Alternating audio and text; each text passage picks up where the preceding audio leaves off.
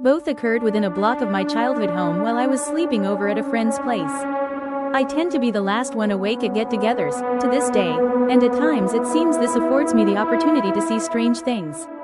The first story happened when I was near 9 or so. My friend's room was on the second floor, and looking out his window at night gave a view of the lone street light on this street. It was after midnight, my friend was asleep, when all of a sudden I hear screaming. Not shouting, but blood-curdling screams.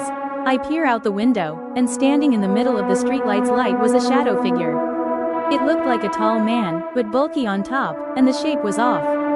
It moved like it was struggling to escape from a straitjacket, feet planted, but its upper half wrestling with itself.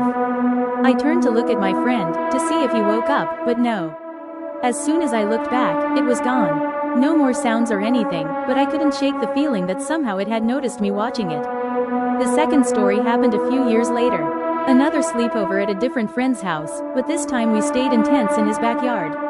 Being about 12 to 13 now, of course the tents made it easy for us to sneak out late and be hooligans. Well, this backyard had one hitch.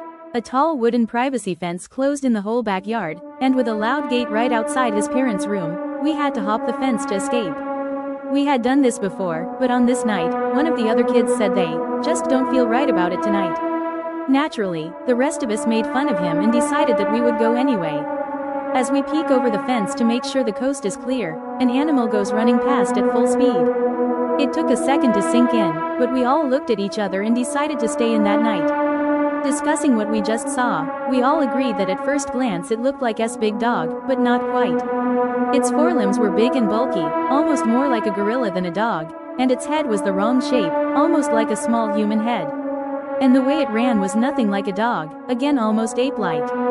Then of course, it ran at top speed, not like it was being chased, but more like it was doing the chasing. Spooked us all to the point that we never stayed at his place again, inside or out. Few years back, with a large group of scouts in Butano SP, we were hiking some godforsaken dense forest trail, in the wet California winter rains. The first night, the raccoons rolled a bunch of our bear containers down a gully into a creek. We were able to find them. The second day, we encountered a road and a checkpoint. The guard booth was abandoned. There were no signs, but we concluded that it was an abandoned prison. We adults would have gone in there, but we didn't want to endanger the kids, so we hiked on. Later that night, right around 1 a.m., I was awakened by the sound of gunfire. It was about 100 plus yards away, and it was not pistols. It was some very loud, sharp, poppy guns. Different guns. It started off slow, and then after a dozen or so, a pause, then more. Then it was steady for maybe 100 plus or more, from several different guns. Then when the other guns stopped, the loudest one kept firing, and it wasn't full auto, but a lot of rapid-fired shots.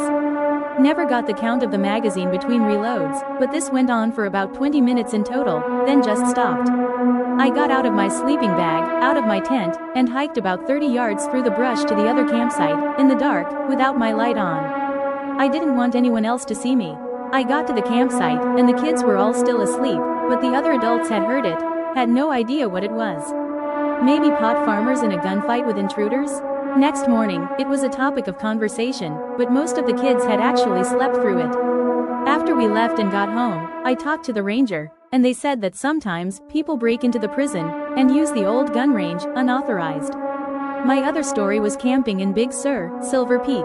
I was alone, but only about 5 miles from the road. I had just finished dinner and lay down to sleep. After a few minutes, I heard kind of a crunch crunch crunch crunch sound that sounded like footsteps outside. I moved my head to try to figure out what direction they were coming from, and they stopped. I put my head back down, and a few minutes later, they started again. Crunch, crunch, crunch, crunch, again. I lifted my head to see what direction they were coming from, or whether it was close. Nothing. This cycle repeated a couple of times until I decided to turn over and open my tent flap to get a look around outside with the flashlight. I was expecting to see a person out there, walking around in the dark, but I saw nothing. Heard nothing. Zipped up, put my head back down, tried to go back asleep. Again, crunch, crunch, crunch, crunch. Again, lifted my head, it stopped. I tried to readjust, I looked outside again, I couldn't find the source. It certainly wasn't my heart, because that was thumping like mad. This kept me awake for hours that evening. I was terrified that there was someone or something out there, who heard my move my head and stopped walking, only to continue, when they thought I had fallen back asleep. Maybe past midnight, but eventually I fell asleep. Next morning, I had breakfast, broke camp, and as I set up my tent, I noticed that my head was over a gopher hole.